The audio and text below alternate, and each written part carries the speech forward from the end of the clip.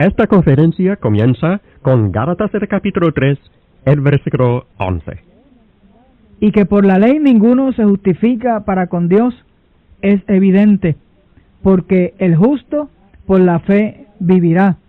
Y la ley no es de fe, sino que dice, el que hiciere estas cosas vivirá por ellas. Este pasaje que acabamos de leer no creo que necesite tanta explicación. Es un pasaje claro que nos dice y nos confirma que por la ley nadie puede justificarse para con Dios. Nadie puede encontrar justicia y gracia delante de Dios. Por la ley ninguno se justifica, es evidente. El justo vivirá por la fe. ¿Por la fe en qué? ¿Por la fe en la ley? No, no hay tal cosa como tener fe en la ley. La fe y la ley no mezclan, según nos enseña la Escritura. Es como tener agua y aceite, no mezclan. La fe en Jesucristo. La ley no produce fe. La ley produce esclavitud, produce muerte, según lo que nos enseña la Escritura. La fe produce una vida abundante en Cristo Jesús, una vida llena de gozo, de amor, una vida donde sentimos la misericordia de parte de Dios obrando en nosotros. Aún en esos libros de la ley, hermano, y amados que nos escuchan, ¿qué se dijo? El justo por la fe vivirá. Esas son palabras tomadas del Antiguo Testamento. Y son palabras proféticas. El lenguaje que se utiliza en este pasaje es un lenguaje futurístico. El justo por la fe vivirá. Futuro, según se ha profetizado. Y el tiempo de que el justo viva por la fe ha llegado con Cristo. Amén. ¿Tiene algún otro comentario, hermano? Solo sobre la frase ahí, por la ley, vamos a volver a enfatizar el hecho de que cuando la Biblia dice así, la ley, se trata de todo el Antiguo Testamento. Sí, tenemos que enfatizar en eso porque lamentablemente hay falsas doctrinas que separan la ley en dos cosas, ley moral y ley ritual. Y a veces ley espiritual también. Y se dice que con la muerte de Cristo en el Calvario, solamente se abolió la ley ritual, pero no es así. La ley como tal y como fue dada, no fue dada especificada en ley moral, espiritual o ritual. Cuando Dios le dio la ley al pueblo de Israel, simplemente le dio la ley. Y cuando abolió la ley con la muerte de Jesucristo en el Calvario, lo abolió todo. Lo ritual, lo veía como moral, porque todo era una sola ley, no había tal división. Hoy en día falsos maestros enseñan que todavía existe una ley moral, refiriéndose a los 10 mandamientos, y que todavía existe esa ley por la cual tenemos que vivir, que es lo que le estaba pasando a los Gálatas, la misma situación. Y debemos de tener bien claro que cuando se habla de la ley, se habla de todo lo que envolvía la ley, de todo, y no se debe nunca separar la ley como se ha separado a través de falsas enseñanzas. Hermano, vamos a aclarar para todos que la nueva ley, que es el Nuevo Testamento, nos presenta una nueva ley moral. Más fuerte y más exigente, más espiritual. Así que al decir que toda la antigua ley fue abolida, jamás estaríamos diciendo no hay ley moral. Sí hay una ley moral. Hay una ley moral excelente, bien espiritual. La ley moral del Nuevo Testamento. Jamás debiéramos perder de vista esa verdad. En cuanto a la nueva ley, que es la ley de la época cristiana, la que estamos viviendo. Y es sumamente interesante porque cuando estudiamos el Nuevo Testamento, encontramos que esa ley moral por la cual vivimos en la gracia, es una ley mucho más explícita que la ley que había en el pasado. Es una ley más completa. Y también, a la misma vez que es ley, produce en nosotros libertad. El apóstol Pablo en una ocasión dice, no como si yo viviera sin ley, sino que vivo por la ley de Jesucristo. Bajo la ley de Cristo. Bajo la ley de Cristo, o sea, es una nueva ley. Es interesante esto, el justo por la fe vivirá, y la ley no es de fe. Recordemos esto, la ley no es un ministerio que produce fe, nunca lo fue. Y como hemos dicho en otras conferencias, la ley no vino para quedarse permanentemente, vino por causa de la desobediencia de un determinado momento dentro del pueblo de Dios, pero con vías a que en algún momento se iba a eliminar, se iba a abolir este pacto, que fue un pacto temporero. Dice, y la ley no es de fe, sino que dice, el que hiciera estas cosas vivirá por ellas. Si haces esto no tienes problemas, si haces aquello estás bien. La gracia no es así. La gracia, lamentablemente, no hay nada que el cristiano pueda hacer para salvarse. Ya la salvación ha sido dada por Jesucristo. La salvación ha sido dada, regalada de parte de Dios, y no hay nada que el ser humano pueda hacer para ganarse la salvación. Y esta es otra falsa enseñanza que tenemos hoy en día. Lo que hay que hacer para ganarse la salvación. Y lo que había que hacer para ganarse la salvación, lo hizo Cristo en el Calvario. Y nunca nuestras obras humanas van a igualar la obra de Cristo en el Calvario. Por eso es que dice en Romanos 1, versículo 16, que el Evangelio es poder de Dios para salvación a todo aquel que cree. ¿Al que cree en qué? ¿En la ley? No. Al que cree en Jesucristo. Al que cree en la crucifixión, en la sepultura y en la resurrección de Jesucristo y participa en esto. Romanos, el capítulo 6 nos dice que nosotros tenemos que participar de esto también, no solamente creer, sino participar de la crucifixión, de la sepultura y de la resurrección. ¿Y cómo podemos nosotros participar de eso? A través del bautismo, para el perdón de los pecados. Creyendo en esto y participando en el bautismo, donde participamos de la crucifixión, donde crucificamos el pecado, donde sepultamos nuestros pecados en las aguas y resucitamos en una nueva criatura, creemos en Cristo y participamos de su sacrificio. ¿Correcto, hermano? Amén, así es. Qué interesante, qué bonito, ¿verdad? Sí, ya es el mensaje de Jesucristo.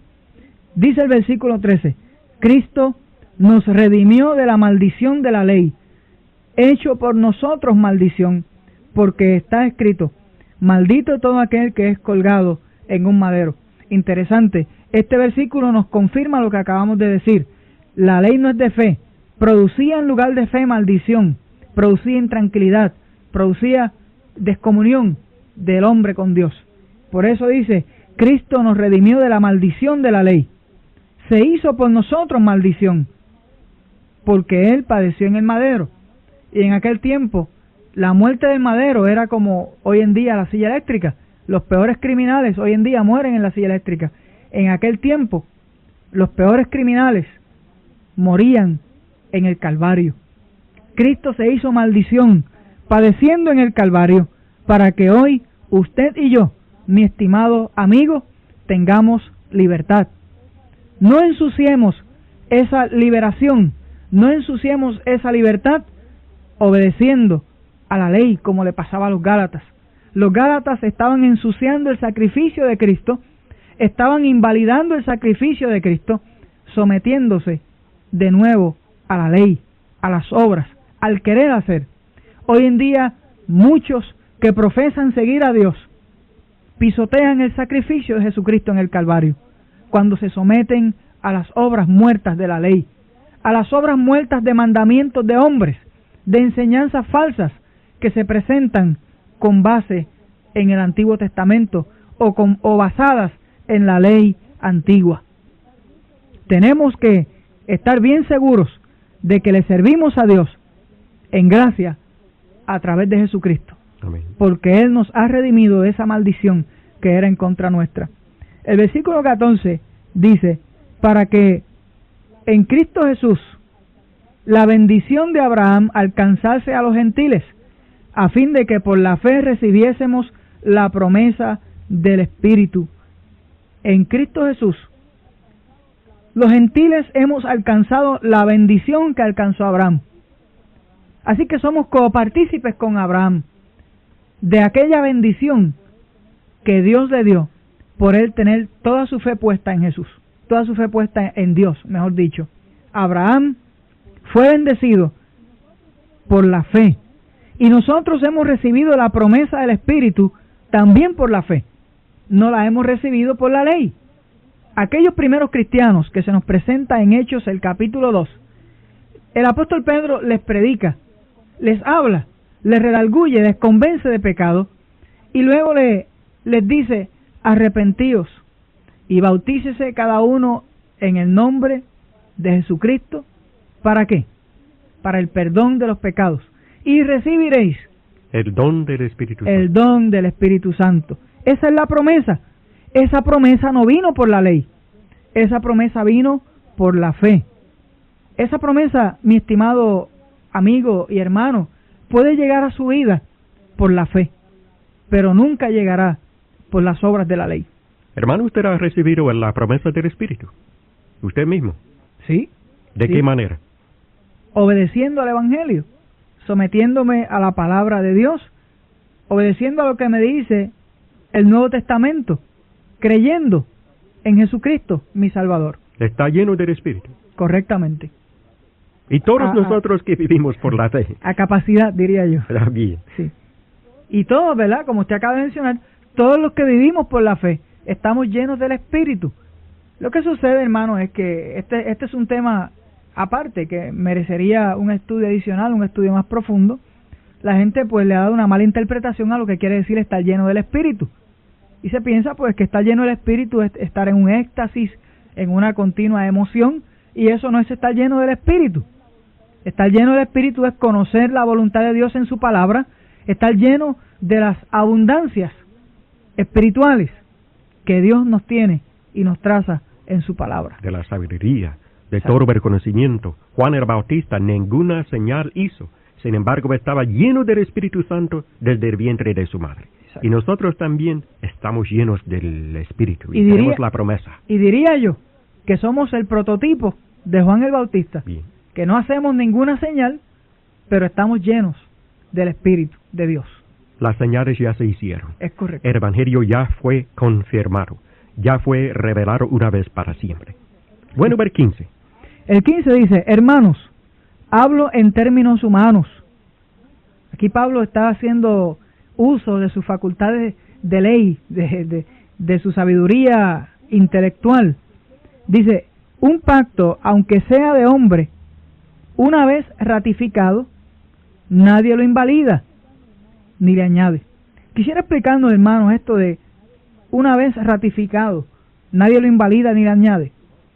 Bueno, aquí entre los seres humanos, cuando se hace un testamento, un pacto, y ese pacto se hace por determinado tiempo, o sea que se dice en las cláusulas del pacto, del testamento, va a durar hasta cierta fecha. Pues dura así, tiene que durar legalmente, tiene que estar en vigor durante todo ese tiempo y nadie puede invalidarlo. No, nadie puede añadirle, pues se trata de un documento legal. Y desde luego esto también tiene mucha enseñanza en cuanto a los pactos de Dios.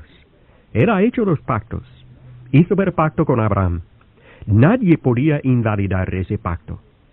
Hizo también el Antiguo Testamento, que es un testamento, es un pacto, pero lo hizo por tiempo determinado.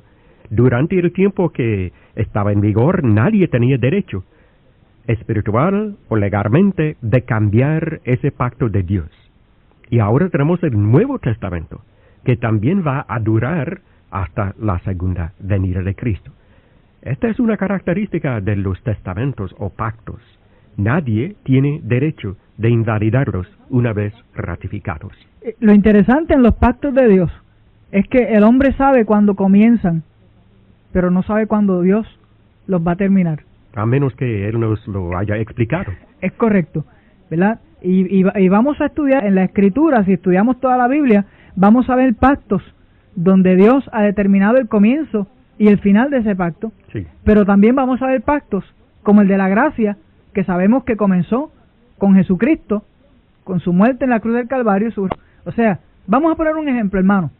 Usted hace un préstamo en un banco y hace un contrato donde usted se compromete a pagar ese préstamo en determinado tiempo.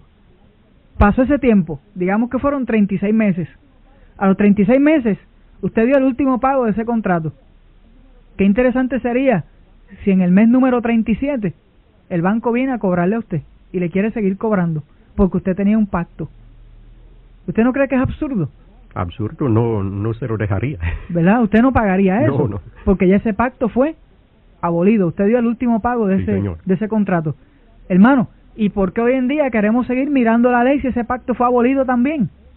No es el mismo ejemplo. El asunto. Es el mismo asunto. Queremos seguir buscando, o no queremos, yo no me incluyo en ese grupo, pero hay muchos que quieren seguir mirando el antiguo pacto, las cosas del antiguo pacto, y no se dan cuenta que ese pacto ya no está en vigor, ha sido cancelado, no sirve.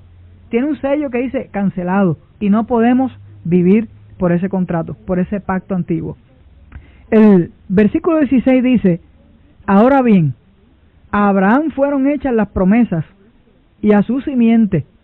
No dice y a las simientes como si hablase de muchos, sino como de uno, y a tu simiente, la cual es Cristo. De manera que esa promesa que se le hizo a Abraham, Cristo mismo iba a ser partícipe de ella, de esa promesa. ¿Correcto, hermano? Así mismo es. Bien, seguimos entonces analizando el 17 de Gálatas, el capítulo 3. Esto pues digo, que el pacto previamente ratificado por Dios para con Cristo, la ley, que vino 430 años después, no lo abroga para invalidar la promesa. Este pasaje parece un poco confuso, pero vamos a explicarlo en detalle. Hermano, quisiera usted abundar en este versículo 17 de Gálatas, el capítulo 3. Bueno, todo esto tiene que ver con el argumento, comenzando que Pablo comienza en el versículo 15, un pacto, aunque sea de hombre, una vez ratificado, nadie lo invalida. Y Dios hizo pacto con Abraham, y Dios hizo pacto con Cristo. Y la ley que vino 430 años después, como dice el versículo 17, no podía invalidar ese pacto de la promesa. En Efesios el capítulo 12 habla de los pactos de la promesa. Pactos, plural. Se hizo pacto con Abraham, se hizo pacto con Isaac, se hizo pacto con Jacob y luego con todo el pueblo de Israel, así que se habla de los pactos de la promesa. Se hizo pacto con Cristo mismo, pues iba a tener que ver el Señor en ese plan de Dios para la redención del hombre. Y por lo tanto en el 17 dice, el pacto previamente ratificado por Dios para con Cristo. Esa frase para mí es sumamente interesante, indica que Dios también hizo el pacto con Cristo antes de que viniese el Señor a la tierra. ¿Por qué? Bueno, el Señor Cristo, Jesús, tenía que estar de acuerdo en desempeñar el papel que le tocó a Él, que le iba a tocar a Él, morir en la cruz. Principalmente tenía que sacrificarse, y Él tenía que estar de acuerdo en cuanto a llevar a cabo ese plan de Dios. Así que el pacto, que tiene que ver con la promesa, que la ley no podía invalidar ese pacto, también fue previamente ratificado por Dios para con Cristo. Y entonces el Antiguo Testamento no podía abrogarlo. No lo abroga la ley para invalidar la promesa. Bien interesante eso. Sí, leemos en la Biblia que Dios no es Dios para que se arrepienta. O sea, Dios no se arrepiente de sus promesas, ni cambia su palabra. Y en este versículo vemos que la promesa que Dios le hace a Abraham no es menor que la ley. Dios tiene que cumplir esa promesa. Mayor que la ley, en todo sentido, esa promesa era mayor. Era mayor y había que cumplirla. Sí. No había llegado el momento de su cumplimiento. Pero tiene que surgir la ley, como ya hemos dicho, por causa de la desobediencia, pero la ley no invalida esa promesa. No. Es como si usted le promete algo a un hijo suyo y después, cuando la promesa se va acercando, pues usted le dice, mira, te voy a poner una ley y si no cumples con esta ley, no cumplo mi promesa. Eso sería una injusticia, porque ya se hizo una promesa. Pero Dios no es así. Dios no es injusto. Posiblemente a nosotros los hombres en ocasiones nos han hecho eso, nos han prometido algo y de momento pues esa persona que nos prometió no quiere cumplir la promesa y nos pone una ley para no cumplir con su promesa. Sí. Y eso no es legal, no es legítimo. No es legal, ¿verdad? Eso es un poco injusto. Sí. Pero Dios no es así. Dios establece su promesa con Abraham, implanta una ley porque había pecado, había desobediencia, había transgresión, había idolatría, pero esa ley no invalida la promesa. La ley vino 430 años después de esa promesa. Después de que Dios le dijo a Abraham, en ti serán benditas todas las naciones, desde ese momento hasta que vino la ley, transcurrieron 430 años. ¿Y cuánto aproximadamente duró esa ley? La ley del Antiguo Testamento. La ley de Moisés. Aproximadamente 1500 años. Hasta la cruz. Sí. O sea que esa ley jamás invalidó esa promesa. Hermano, de esa promesa estamos disfrutando nosotros hoy. Sí, señor. Y pueden disfrutar todos aquellos que se acercan a Jesucristo. Todos aquellos que se acercan al trono de la gracia pueden disfrutar de esta promesa, de tener la bendición de Abraham. El 18 introduce un pensamiento muy hermoso de la Biblia, porque si la herencia.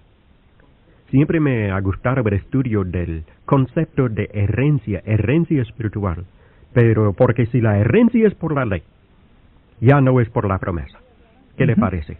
Eso es muy interesante y debemos de aclarar que no es lo mismo herencia y premio, son dos cosas diferentes, ¿verdad? Desde luego. El premio hay que ganárselo, la herencia está ahí, dispuesta para mí, va a ser mío. El premio está condicionado a que me lo tengo que ganar. La herencia viene automáticamente por alguien que me ama, que lo ha hecho para mí. El versículo 18 dice, porque si la herencia es por la ley, ya no es por la promesa. Pero Dios la concedió a Abraham mediante la promesa. Mediante la promesa, Dios le concedió a Abraham una herencia. Y nosotros, al ser hijos de Abraham, también somos copartícipes de esa herencia. Estamos heredando de parte de Dios. Qué interesante. Nosotros, seres mortales, débiles, llenos de defectos, de prejuicios, de debilidad, somos herederos. ¿De qué? De la promesa. Pero esa herencia, ¿de qué se compone esa herencia? La tierra nueva, las mansiones celestiales. Como se dice en el libro de Hebreos, capítulo 11, Abraham buscaba una ciudad que no tiene fundamento. Que no tiene fundamento. O sea, fundamento de parte de hombres, sino una ciudad celestial. Celestial. Y esa es la misma ciudad que nosotros debemos de buscar, la ciudad celestial. El apóstol Pablo nos dice que andemos no mirando las cosas que se ven, sino las que no se ven. Y allá es a donde vamos. Y debemos de salir y estar dispuestos a ir allá, tras esa herencia que el Señor tiene para nosotros. Esperamos que este mensaje, esta conferencia, haya sido de mucha ayuda espiritual en su vida. Dios bendiga a todos ustedes, amados, que nos han escuchado.